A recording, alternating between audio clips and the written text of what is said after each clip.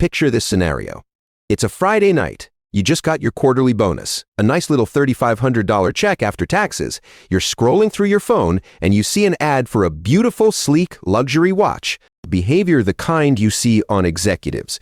You think about your own reliable but boring 5-year-old watch. You remember your college roommate's recent post from a fancy resort, and a subtle, gnawing feeling starts in your gut.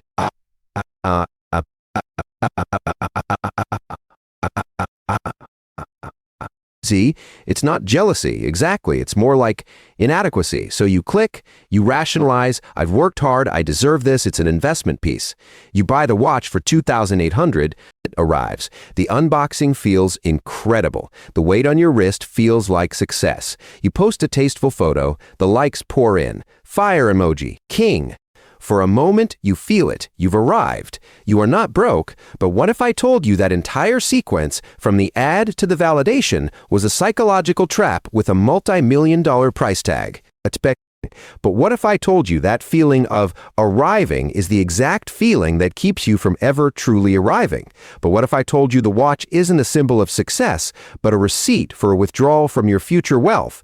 This isn't just about being bad with money. This is about a systemic, engineered theft of your financial future, disguised as the reward for your hard work. My name is Bobby, and I spend way too much time thinking about why smart, hardworking people never seem to build real wealth. If you're someone who looks at your bank account at the end of the month and wonders where it all went, or if you feel that subtle pressure to upgrade your car, your vacation, your wardrobe just to feel like you're keeping pace, or if you've ever bought something expensive primarily for the story you could tell about it, make sure to hit that subscribe button and give this video a thumbs up if this helps you out. Because today we aren't talking about budgeting or frugality, we are talking about the invisible script controlling your spending. We're talking about the multi-trillion-dollar industry built to make you confuse your net worth with your social worth. Here's the thing about building wealth. Conventional wisdom tells us that spending is the reward for income. They tell you that a nicer car, a bigger house, premium brands are the trophies you earn for your labor. Sure, but that advice ignores a fundamental, brutal truth. Real wealth is silent and invisible. It's the money that compounds quietly in an account, not the logo that screams from your chest. Sure, and the force that convinces you to trade the silent for the scream. It has a name. It's called the status performance. To understand this, we have to go back, not to a market crash, but to a sociology department. In 1979, a French sociologist named Pierre Bourdieu published a massive work called Distinction. This phenomenon was famously studied by a behavior. He wasn't studying finance, he was studying taste. What he discovered was that in modern societies, we don't just compete for money. We compete for something more subtle, social position. And we signal that status through what he called cultural capital, the books we read, the wine we drink, the cars we drive. He mapped out French society and found the middle class didn't buy a Volvo for safety. They bought it to signal practical sophistication, to distance themselves from the working class's simpler car, and to aspirationally nod toward the upper class's luxury sedan. Every purchase was a move on a social chessboard.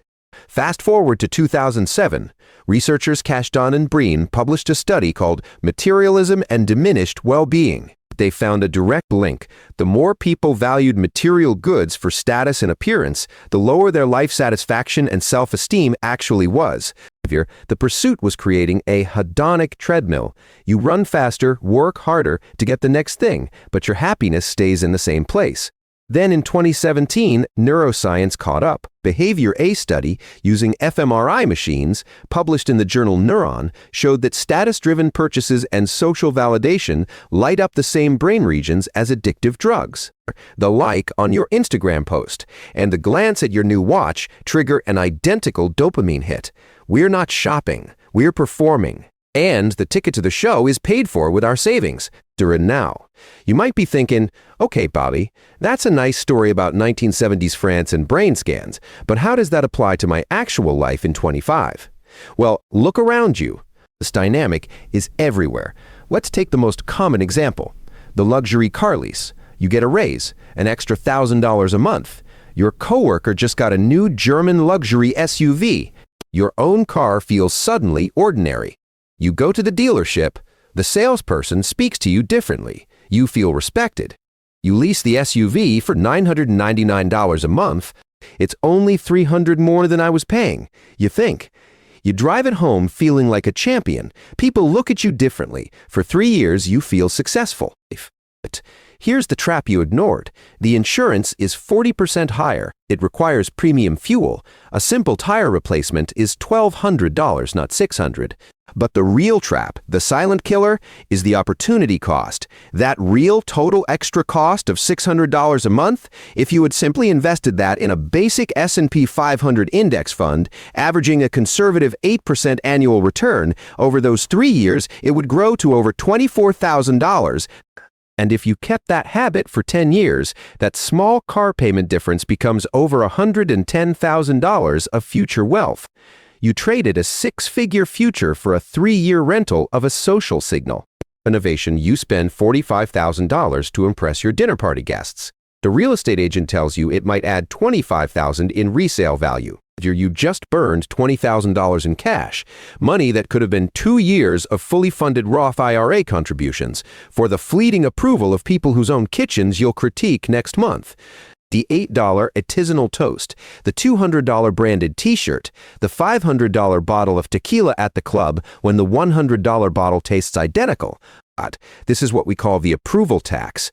It's the massive, often invisible premium you pay on any good or service when your primary motive is to signal status rather than to solve a practical problem. Let's perform a brutal audit of the approval tax. Let's call this person Jordan. Jordan is $35,000 a year and spends about $18,000 a year on what he considers lifestyle and rewards, the stuff that makes his hard work feel worth it.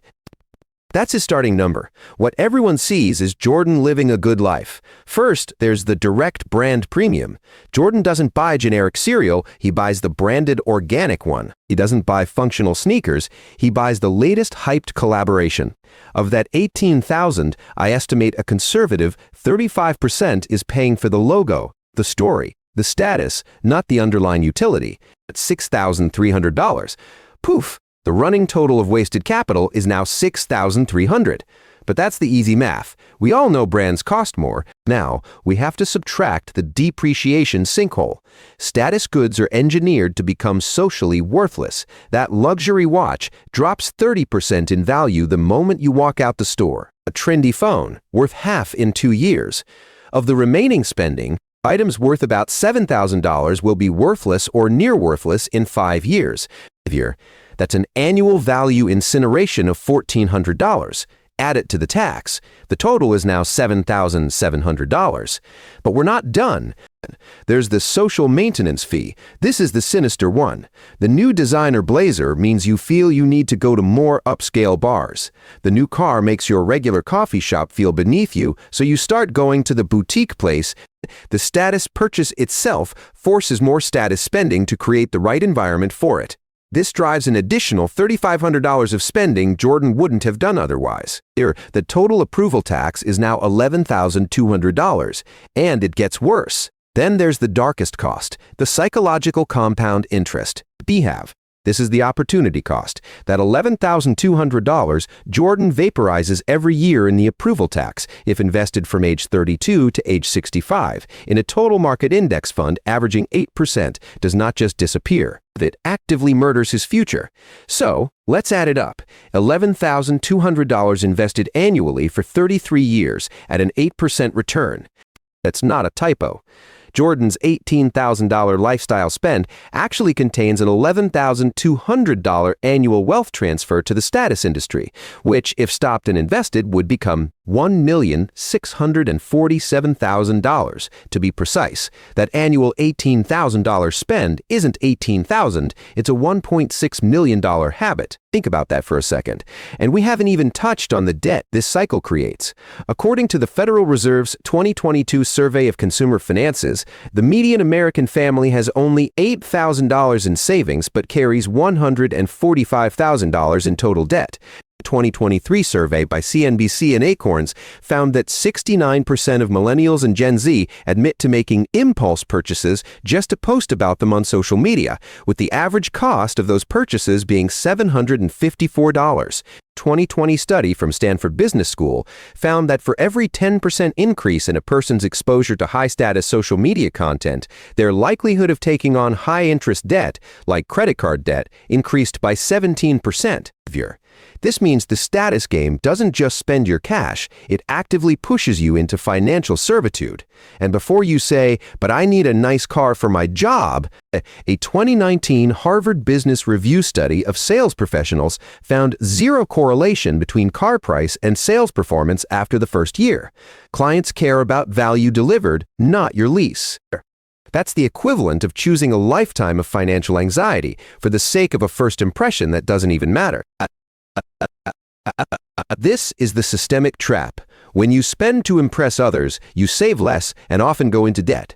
But that debt forces you to cling to your current job, to fear any gap in income.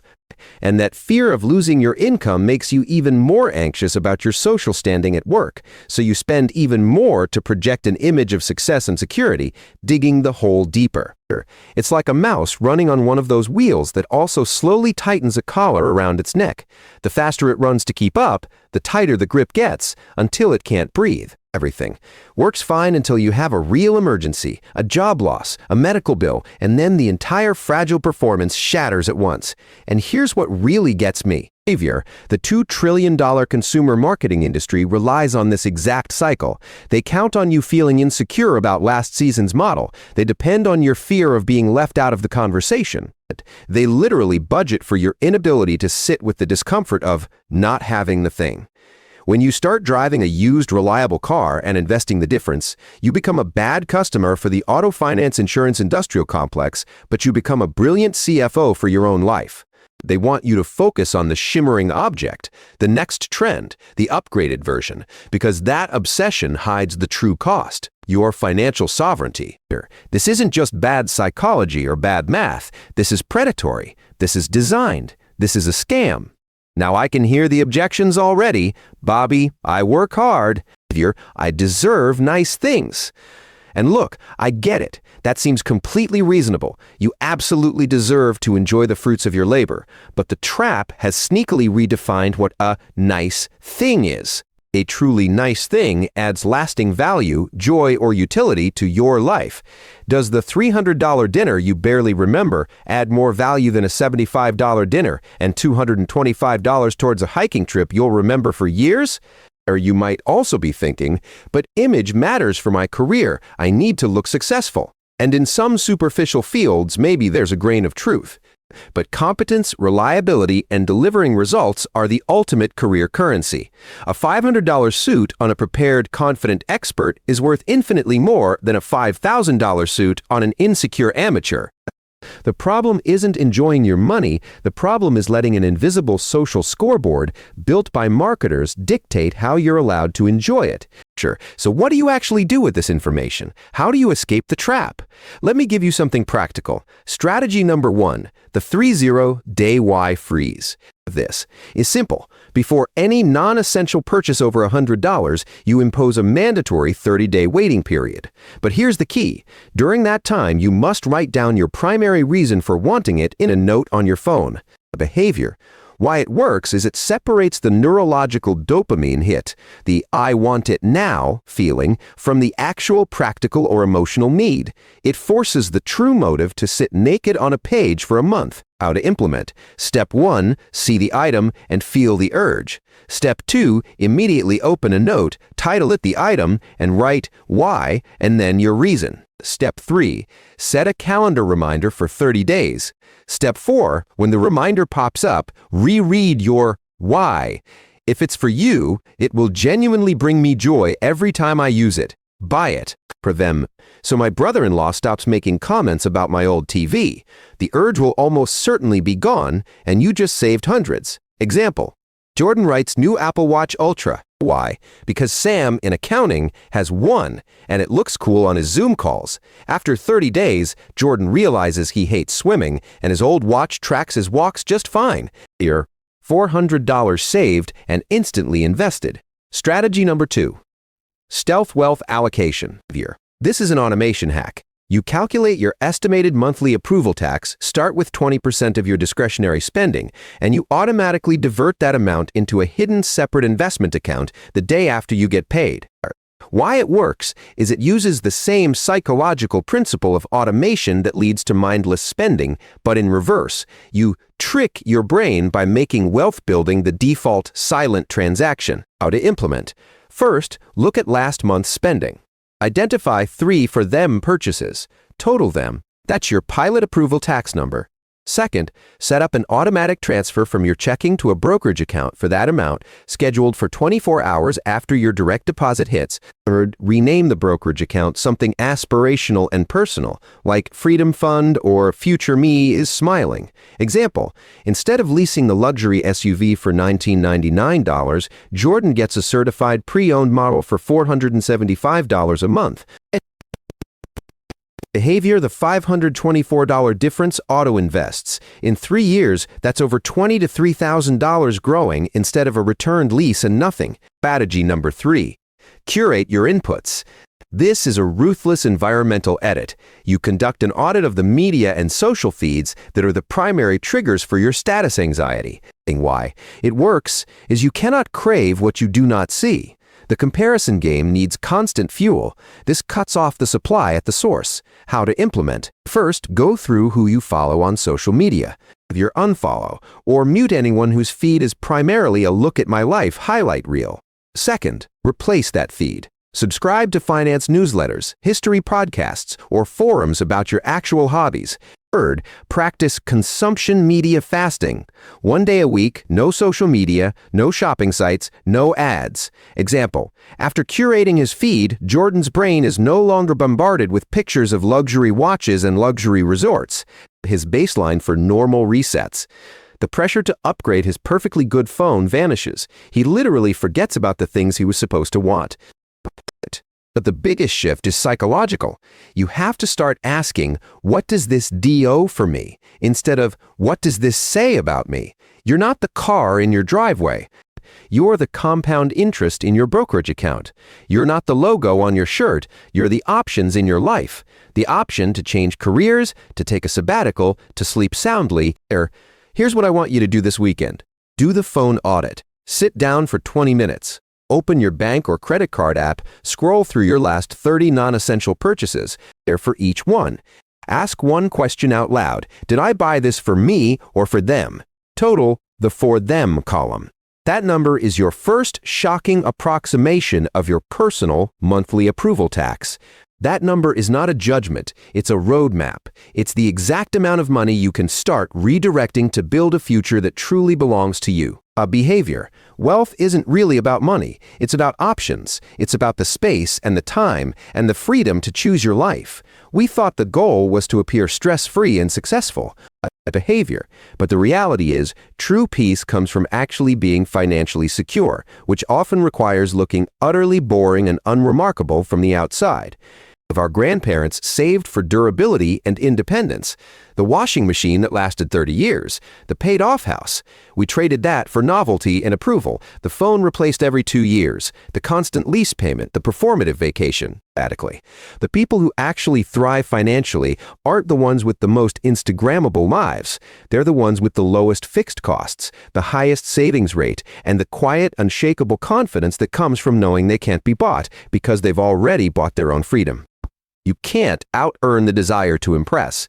Your raises will just fund more expensive signals, but you can outgrow it. You can rewire your brain to take more pride in a growing asset column than a fading social media post. You're not broken for wanting to fit in or feel respected. You're human in a machine designed to exploit that very human need. This journey is unfair because you're fighting a billion-dollar algorithm with your willpower alone. Behavior. But once you understand the approval tax, you can see the wiring behind the walls. You can opt out, you can redirect that cash flow from their pockets to your future. If this video reframed how you see every billboard, every ad, every haul video, share it with one person who's tired of running on the treadmill. Smash that like button and hit subscribe for more content that challenges how you think about money. Thanks for watching, and I'll see you in the next one.